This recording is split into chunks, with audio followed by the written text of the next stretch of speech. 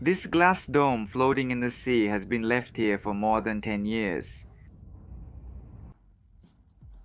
This time I'll introduce you to the last legacy of Osaka's bubble era, the mysterious Japanese sea-time space. In 2000, Osaka city government spent a significant sum to open this sea-related facility as part of its 100th anniversary project, drawing considerable attention. It was a museum, but due to continued deficits, it closed after just 13 years. At the time, the mayor was often criticized for having created such a foolish project. Osaka Prefecture once had several legacy buildings, but most were sold off. The only remaining one is the Wano Umi no Jikukan, space-time of the Japanese Sea. Certainly, thanks to the effects of the 2025 Osaka Expo, there are also some new developments happening.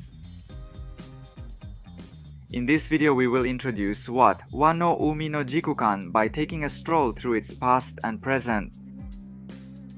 Even here at Umatsu, we will continue to create videos that everyone can enjoy on the Tansakutai channel, so please look forward to more uploads. Thank you!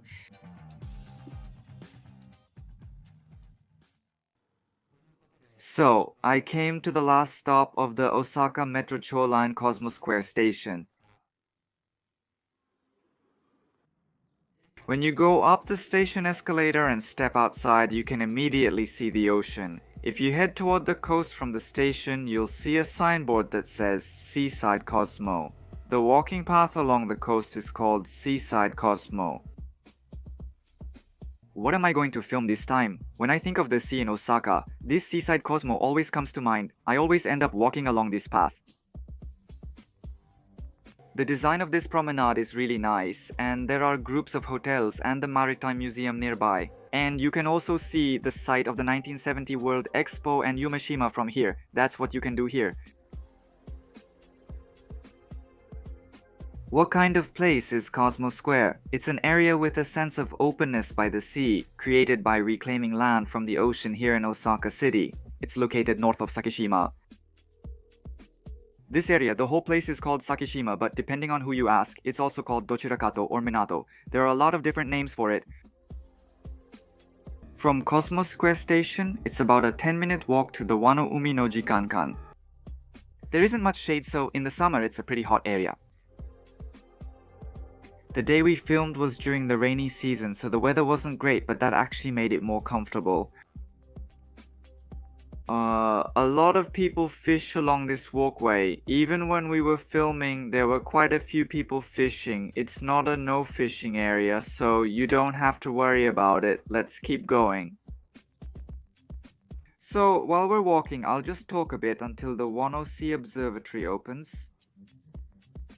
In 1988, the city of Osaka announced something called the Naka Technoport Osaka Plan. To put it simply, the plan was to make Osaka's subcenter, where the Cosmosquare area is now, a hub that would gather the most advanced functions.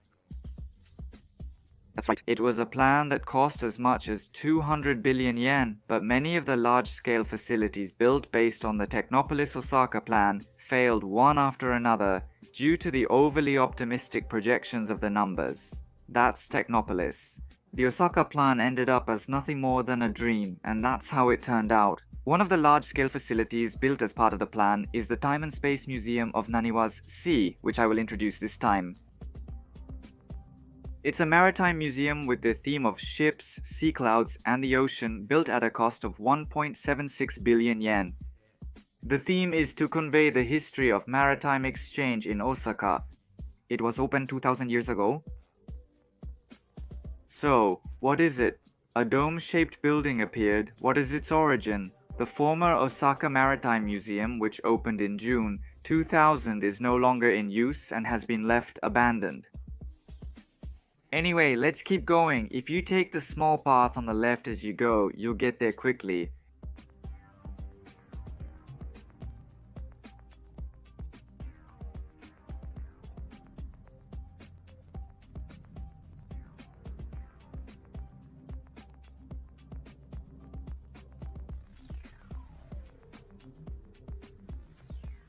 We've arrived.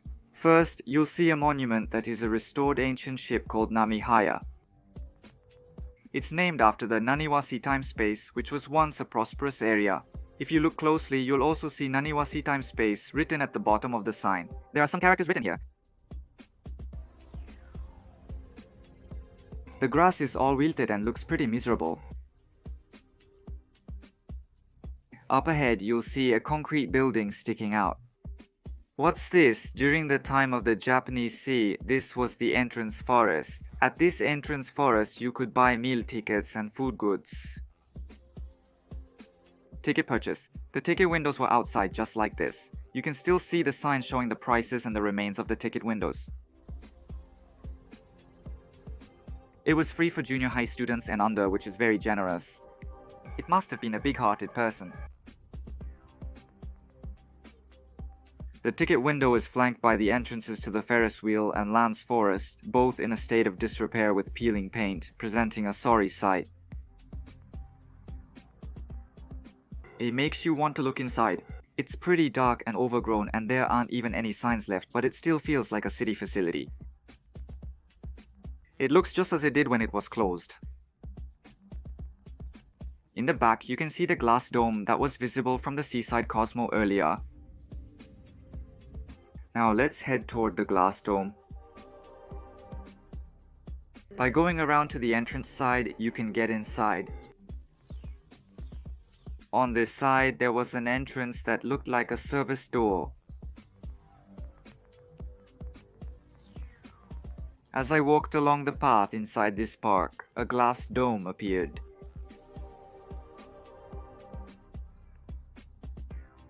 It looks like it's floating on the sea. While the other side is the entrance, this side is the exhibition area. There are a lot of people who have actually visited. This is the area where you walk around and look. So what should we do? And I think the question is how to move from the Lance Forest to the floating exhibition forest over the sea. Actually, first you buy a ticket at the end, Lance Building, and then go inside. Take the elevator down underground and then to the underwater area in the middle of the sea. You walk through the tunnel to move to the exhibition area. It was a magnificent structure. Let's take a look at it with an aerial photo. There's an entrance on land and it looks like a glass dome is floating on the sea. Even now you can't really tell just by looking, but there's still an underwater tunnel there. It's a bit of a shame that Osaka is so cloudy that you can't really see it clearly, even in aerial photos. What do you mean by that? The time and space of the Seto Inland Sea have such unique characteristics. From the introduction of the place to the closing of the museum, I'll introduce it while showing you past photos.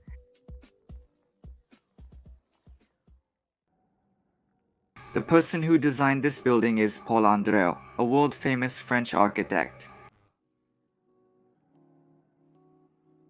It's said that the entrance hall pillars are modeled after trees. Instead of a regular admission ticket, you get a coin called a time-space token at the counter, and when you put it into the gate at the entrance, the gate opens and you can ride the elevator down underground. I think it's a nice idea, but in reality, you only hold the time-space token for a minute, so I'm not sure if it was really necessary to come all the way here just for that. The elevator takes you to the undersea tunnel. The upper part of the tunnel has sections made of glass so you can see the Sea of Osaka. The design is simple and unadorned but impressive for Osaka, however I couldn't really see any fish. Now, after crossing the undersea tunnel, I put on the escalator that goes up, which is displayed in the exhibition hall, and head for the glass dome. This amazing building is made up of 4,280 large glass panels and it stands 76.55 yards tall. When I was an elementary school student, I remember being amazed by its height of 114 feet 8 inches, but now seeing the dome from the outside, I don't really feel that way anymore. It's a 4-story building and the route goes from the 4th floor at the top down to the 1st floor. The building itself is quite compact and each floor is also pretty small. You walk spirally along the glass dome's outer edge. It felt like the pathway was set up to spiral around, with the exhibits placed in the center area. There were exhibits of figureheads from ships around the world, displays of navigation instruments, and exhibits related to Osaka's maritime trade. But no matter what else was there, the main attraction was the actual full-size restored battleship Yamato. The Nihon Maru connected places like Edo and Osaka during the Edo period. It was a cargo ship. The ship, which was restored at a cost of 10 million yen, is now filled with a lively atmosphere and is finally on display in the museum, but it is also set up so that it can be open to the public. After completion, it was open to the public once before being displayed here. It's really huge. You can see it from anywhere inside the building. I'm not sure how they actually got this glass dome in here, but I've heard that before the glass, which supports the ship with a crane, was attached, they placed it on the foundation. It seems that the glass dome, which was assembled in advance, was also set up so that it could be lifted by a crane, but is that really true? How did they even get the ship in here? The scale is just so huge, I can't even imagine how they did it. Honestly, I'm not lying, it's really true. The construction cost was about 1.76 billion yen, and when this facility opened in 2000, about 60,000 people visited during the year. The highest number of visitors was 200,000 in the first year, but after that, it seems the number of visitors has settled at around 100,000 every year. It's only about 100,000 people, which is just 1/6 of the expected 600,000. Even so, the situation is even worse than it seems. More than half of the visitors are admitted for free. Mainly elementary and middle school students attended. Admission was free for them. That's why, thanks to things like school field trips, it was a popular spot and always crowded. Every year, the business managed to stay afloat by earning 2 to 3 million yen in red ink. When Kishimoto Tetsujiro became the mayor of Osaka, he decided to close it down. It was shut down in 1933, and since 2014 it has remained in its original state. Inside this glass dome, the hydroplane ship Naniwa Maru is also left just as it was. Depending on the angle, you can see a little bit of the inside, but it's hard to make out the shape of the ship. One of the reasons it has been left here for over 10 years is the existence of this ship.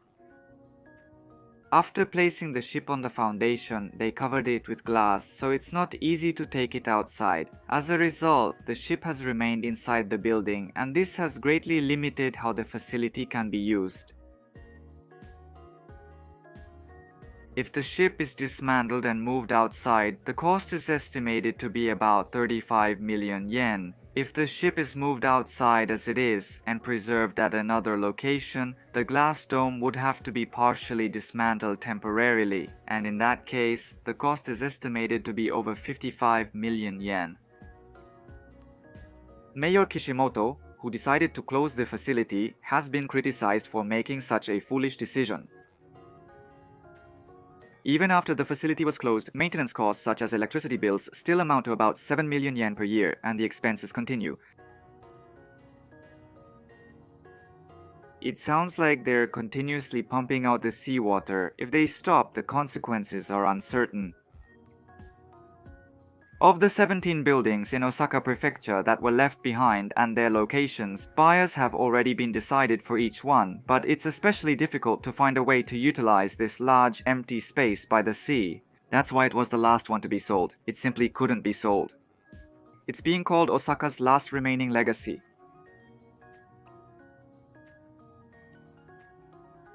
As for why Naniwa no Umi was closed for 13 years despite the space being vacant, there are two main reasons that have been pointed out.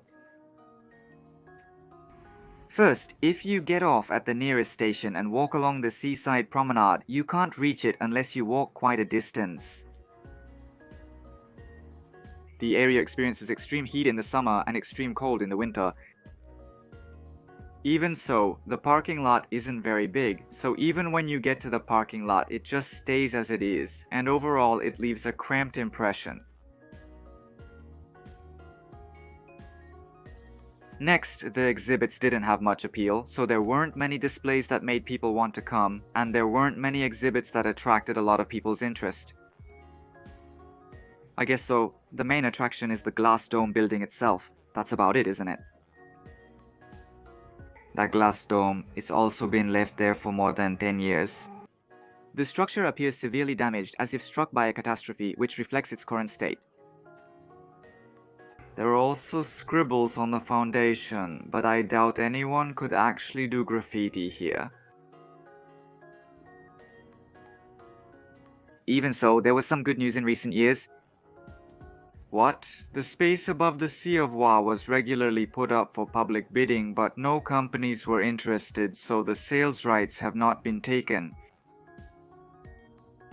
However, in the third round of public bidding, held in 2023, there were applications from 2 companies, and the buyer is a tourism consulting company. It was decided that Sinfonix Reel would be the buyer. At the Sinfonix Reel press release on November 24, 2023, it was announced that the facility would be renovated into an experiential museum, aiming to open in February 2025. The premium called Jewelry Dome Osaka targeted wealthy individuals. It seems that it will become an experiential museum. The Nihon Kaigyo Kaku Naniwa Maru will be used as it is. As for reservations, and in front of the entrance gate, a new building will be constructed to provide an aging-in-place service. That was the plan. Well, personally, I would like to try it for fun, but I don't think it will become popular. It all depends on the circumstances of each related facility. Tuchinami. In March and June of 2014, at that time it was scheduled that the outline of the central area of Glass Dome and the outline of the new building would be announced, but as far as I know, that hasn't happened yet. As you can see in the video, nothing is happening. I don't think it's possible to open in February 2025, but that's just my opinion. I really like trains. I'll keep watching this facility. That's it for this video. If you enjoyed this video, please consider subscribing to the channel and giving it a high rating. That concludes Matsumatsu's Exploration Team report. Join us next time.